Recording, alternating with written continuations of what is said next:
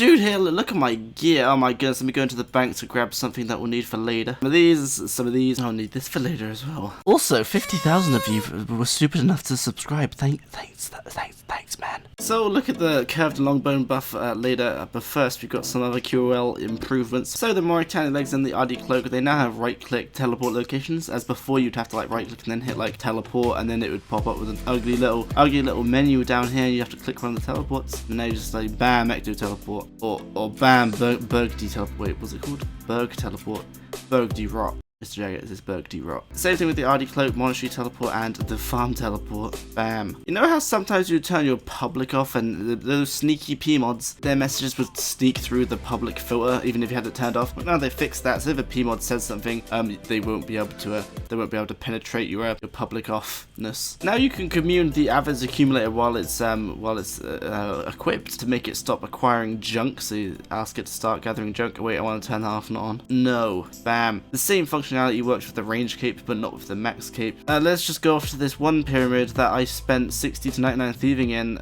We just start this mini game.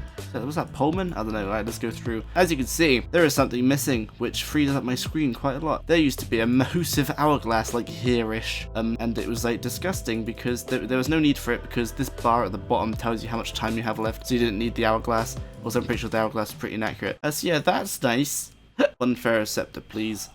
Heck. With Felled Up Hills, there it is, bam. So Mr. Gnome and the Felled Up Hills glider, he can now glide you to places before he couldn't for whatever reason. He is a successful glider gnome like this guy right here. In other news, a graphical glitch was fixed with the eggshell plate body, which I don't have footage of.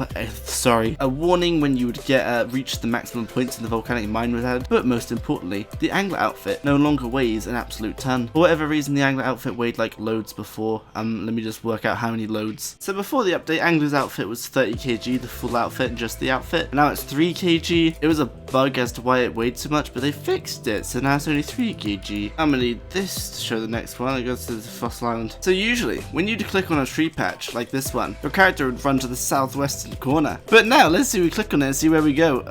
Looks like we're going to northeast. Apparently that's made it slightly more consistent. The last thing before we check these here bones, the twisted bow got like adjusted, but only against creatures in the chamber of Zarek. Now let's slap this down the floor to go to Dorgish Khan. Quick slap. Put all the good gear back on. There we go. So on the first floor, or like the ground floor of Dorgish Khan, we can go over here to the bone collector, to Mr. Barlak. Hello there, sir, Mr. Bone Collector. Here, I have bones. Those bones! So he gives you like whatever amount of monies per bone, and he gives you experience. And the experience that they give has been tripled. So the new amounts that the curved and long bones give is curved bones will now grant 6750 construction XP, and long bones will grant 4.5k construction XP when they are handed in. I'm just going to keep the rest of mine in my bank though for as a collection. But if you haven't got 99 construction, that's a nice way of getting it. If you have some long bones and some curved bones in your bank from like 99 Slayer or something, now's the time to use them. And then very lastly, but like not least, is the iOS beta, which is coming out tomorrow. So if you haven't been invited already, then you haven't been invited, because all the invites got sent out on Tuesday